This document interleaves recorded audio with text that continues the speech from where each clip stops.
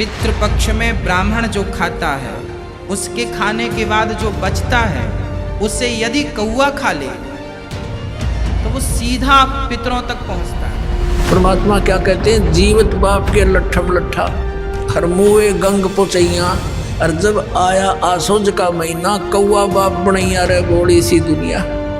आसोज के महीने में अमावस्या से लेकर पूर्णमासी तक उस किसी भी तिथि को मृत्यु होती है तो उस दिन विशेष कार्यक्रम करते हैं, श्राद्ध निकालते हैं, और सबसे पहले क्या करते हैं, वो बनाकर भोजन ऊपर रखते हैं और उसी समय कौवे आकर खा जाते हैं। तो वो क्या कहते हैं हमारे धर्मगुरु, देखो भोग लग गए तेरे पिताजी, हो सकता कौआ बन रहे हो।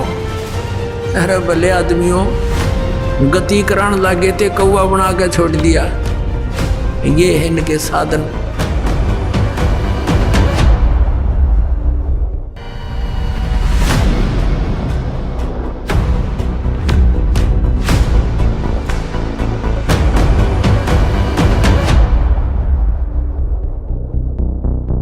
पितृपक्ष में निवृत्त होकर आप 15 दिन केवल अपने पूर्वजों के नाम का पुण्य करिए, और ये 15 दिन पूर्वजों के नाम से जितना अच्छा कर सकें करिए। उनकी दुआ, उनके आशीर्वाद से आपके बिगड़े काम बनेंगे। पितृपक्ष में ब्राह्मण जो खाता है उसके खाने के बाद जो बचता है उसे यदि कौआ खा ले तो वो सीधा पितरों तक पहुंचता है।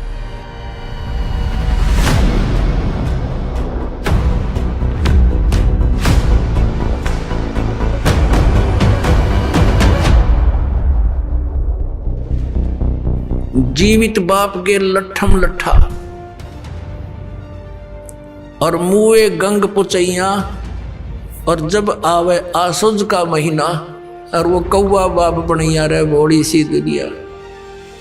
सतगुरु बिन कैसे सरिया।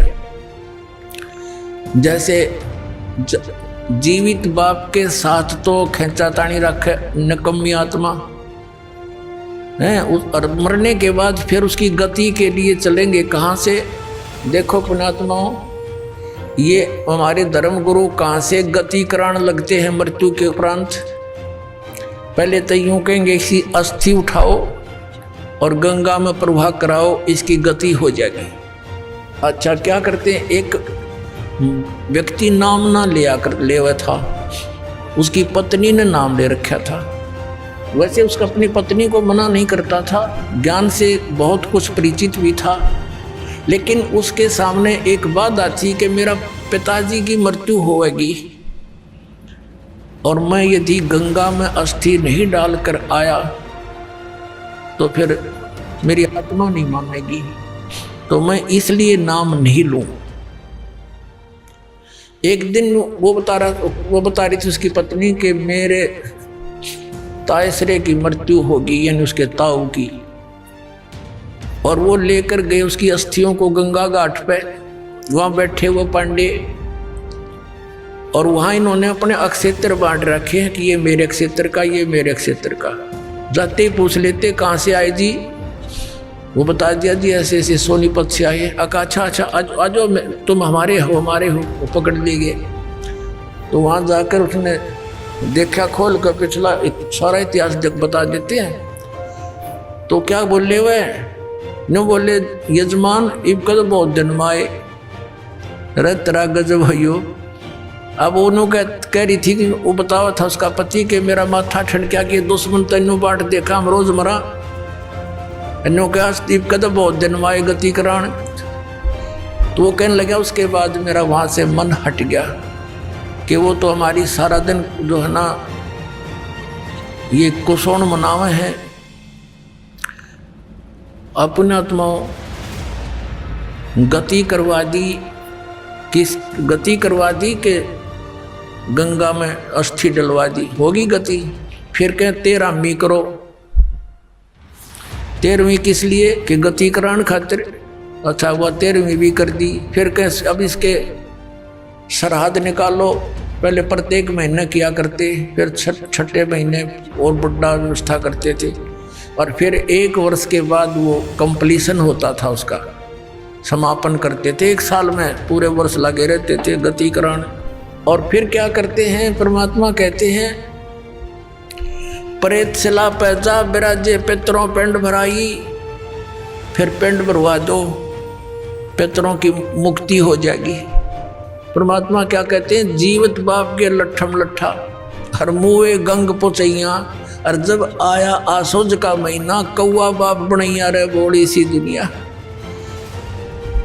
अब फिर आगे श्राद्ध के समय आसोज का महीना, तो जिस तिथि को कोई घर का सदस्य मृत्यु को प्राप्त होता है तो हमारे धर्म गुरु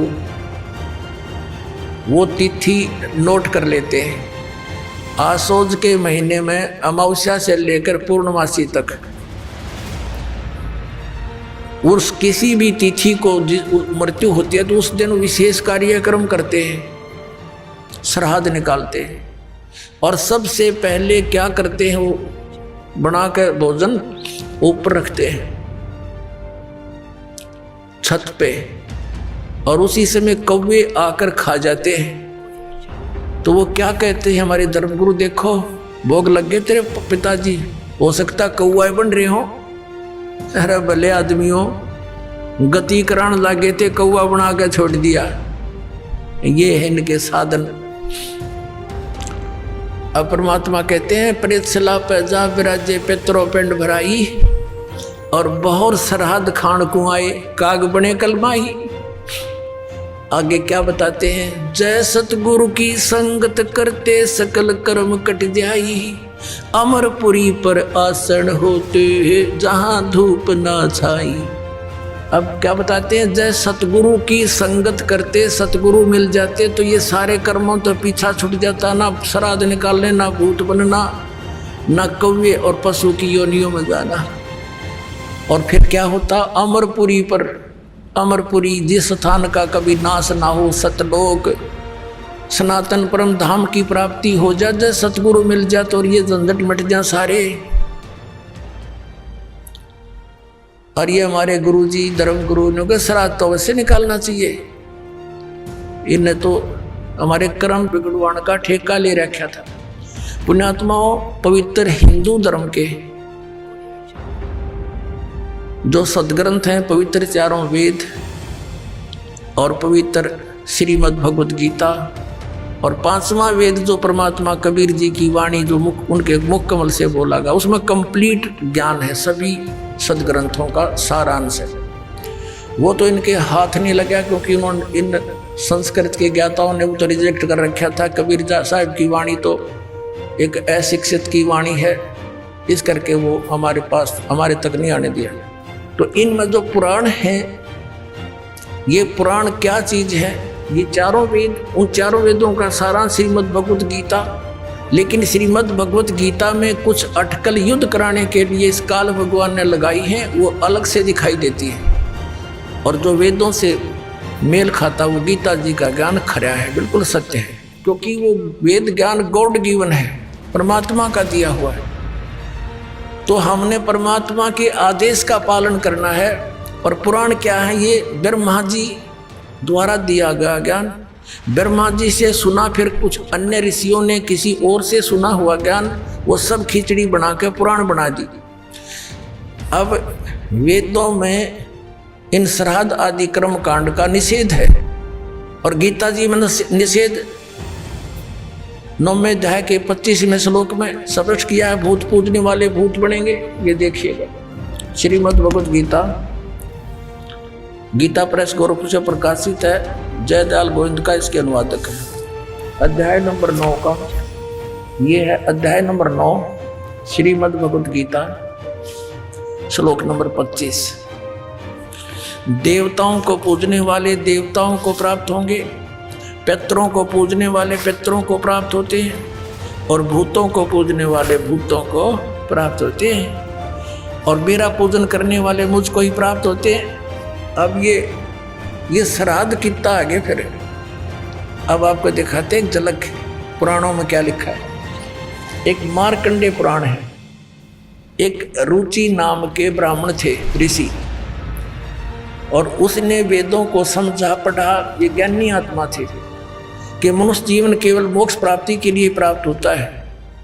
इसलिए उसने ना तो विवाह कराया, ब्रह्मचारी पद पर रहते हुए 40 वर्ष की उम्र हो गई थी और अपना जंगल में वन में रहता था, कोई मकान झोंपड़ी भी नहीं डाल रखी थी। ये सोच करके मोक्ष प्राप्ति करानी है, क्या संग्रह करना है, 2 दिन का जीवन है।